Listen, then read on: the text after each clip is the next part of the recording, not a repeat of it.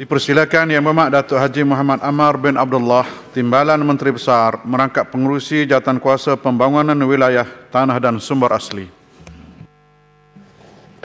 Assalamualaikum warahmatullahi wabarakatuh. Yang Berhormat Datuk Speaker, terlebih dahulu sebelum saya membuat penggolongan ini, saya suka menarik perhatian ahli-ahli Dewan supaya sentiasa menghormati peraturan-peraturan di dalam Dewan sewaktu kita bersidang, supaya Dewan kita ni tidak terjejas kemuliaan dan ketertibannya. Jadi saya ingat perkara ini diberikan perhatian pada masa-masa yang akan datang.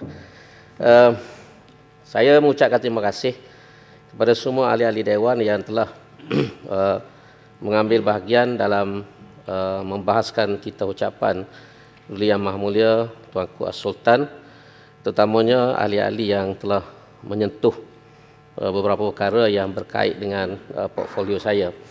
Pertama ialah Yang Berhormat daripada Paluh yang telah menyentuh tentang isu hutan simpan yang kononnya telah banyak terjejas dan diteroka dan ditebang, sehingga menjejaskan kedudukan alam sekitar, terutamanya di kawasan Gua Musang.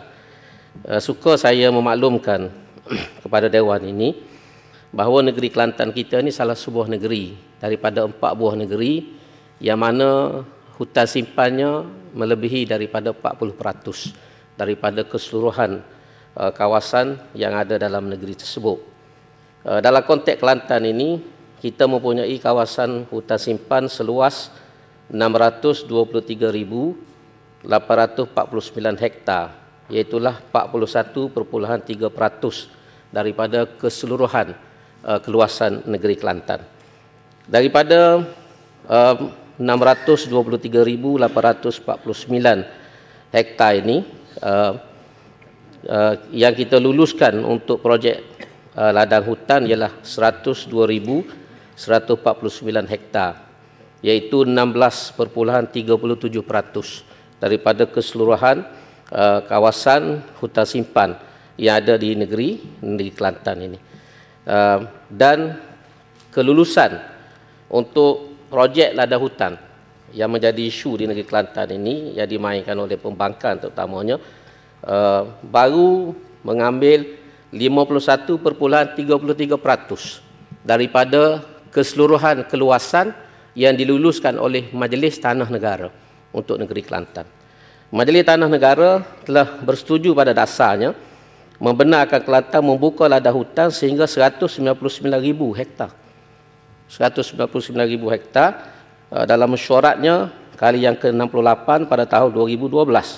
Dan kita baru lulus hanya 51% daripada keseluruhan kelulusan yang diberikan oleh Majlis Tanah Negara.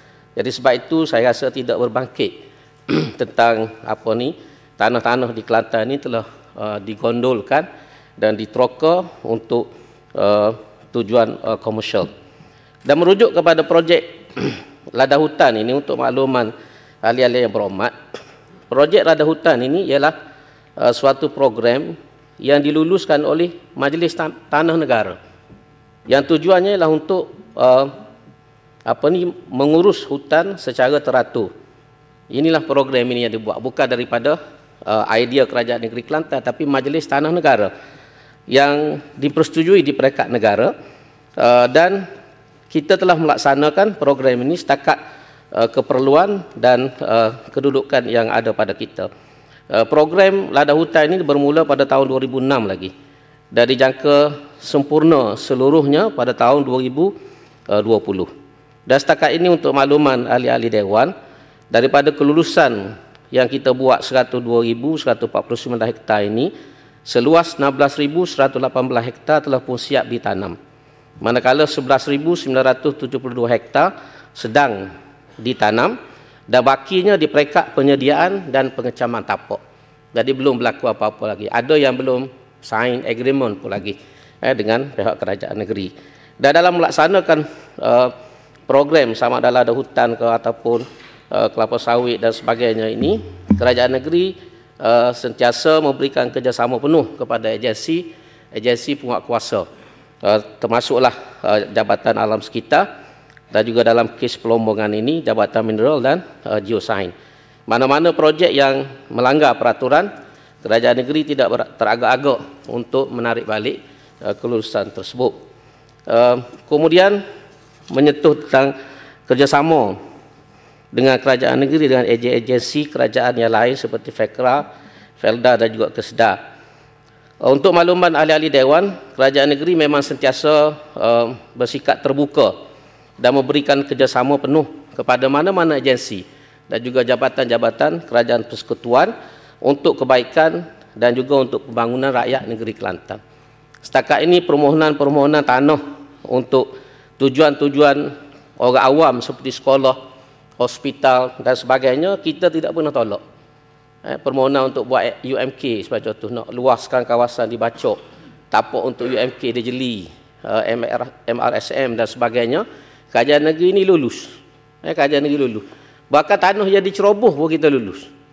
Di Ciku itu, kerajaan persekutuan telah membina sekolah dan telah siap dah sekolah lebih kurang 2 tahun lebih, baru permohonan diakad kepada kerajaan negeri minta kelulusan. Tapi itu pun kita beri juga kelulusan kerana itu nak buat sekolah. Sepatutnya minta kelulusan dulu, barulah buat sekolah. Tapi sekolah dibuat dulu siap dah. Pelajar masuk dah, baru permohonan untuk kelulusan diakad kepada kerajaan negeri. Tapi oleh kerana atas sifat untuk tujuan kebaikan orang ramai, kita lulus juga. Cuma yang kita rasa duka cita, kadang-kadang agensi dan juga jabatan-jabatan persekutuan ni kurang memberi kerjasama kepada kita. Dalam kes Kesedah, secara khusus saya sebut secara terus terang, di sini ada berbangkit dalam laporan audit negara, Kesedah telah bayar premium kepada kita dan kita tidak proses kelulusan tanah itu. Antara sebab yang besar ialah kerana Kesedah sendiri tidak mematuhi Akta Kesedah. Kerana dalam Akta Kesedah itu kena ada 3 orang wakil kerajaan negeri menduduki lembaga pengarah Kesedah. Dan kita telah angkat 3 nama ni dulu lagi, yang dia terima 2 saja. Seorang lagi tidak diterima. Jadi oleh kerana dia payah kira, kita pun payah kira jugalah. Bukan kita nak balas, tapi sekurang-kurangnya pakat-pakat betul lah. Pakat-pakat betul. Jadi kalau Kesedah sanggup mematuhi kehendak akta, ini bukan kehendak kerajaan negeri, kehendak akta. Melantik 3 orang wakil kerajaan negeri yang dipilih oleh kerajaan negeri. InsyaAllah banyak masalah boleh selesai dengan Kesedah. 2 orang itu latih tapi tak cukup 3. Dan saya dimaklumkan pejabat peguam negara mempersoalkan. Pejabat peguam negara mempersoalkan tindakan Kesedah ini. Kita dimaklumkan dalam perbincangan di Kuala Lumpur bahawa ni, pejabat peguam negara sendiri mempersoalkan tindakan Kesedah ini. Jadi saya agak benda ni boleh kita selesai. Apa salahnya kalau terima 3-3? Apa masalahnya kalau terima 3-3? Sebab kita bercakap tentang kerjasama, tentang permuafakatan. Jadi saya benda ni insya-Allah rasanya boleh diselesaikan dengan kesedaran semua pihak, dan kita sendiri pun memberi perhatian yang besar kepada peranan Kesedah. Sebab Akta Kesedah ini, Kesedah ditubuhkan ialah untuk membangunkan Kelantan Selatan. Kalau Kelantan Selatan ini mundur, tidak maju, pada pandangan saya itu kelemahan dan kesilapan Kesedah, bukan masalah kerajaan negeri. Kerana Akta penubuhan Kesedah ini adalah khusus untuk membangunkan Kelantan Selatan. Dan tanggungjawab ini diberikan penuh kepada Kesedah. Jadi kalau apa-apa masalah di Kelantan Selatan, infra tak cukup ke apa semua, pada pandangan saya itu adalah kelemahan Kesedah, bukan masalah kerajaan negeri. Jadi sebab itu kalau kita boleh perbetulkan sikap ini dan kita sama-sama bekerjasama. Dan banyak pelanggaran-pelanggaran syarat yang dilakukan oleh agensi FEKRA, Felda, Kesedah sendiri yang pada pandangan kerajaan negeri tidak sepatutnya dilakukan oleh agensi kerajaan pusat. Jadi kita kena betulkan perkara-perkara seperti ini supaya kita boleh merancang dan membangunkan negeri ini untuk kepentingan rakyat dengan lebih baik.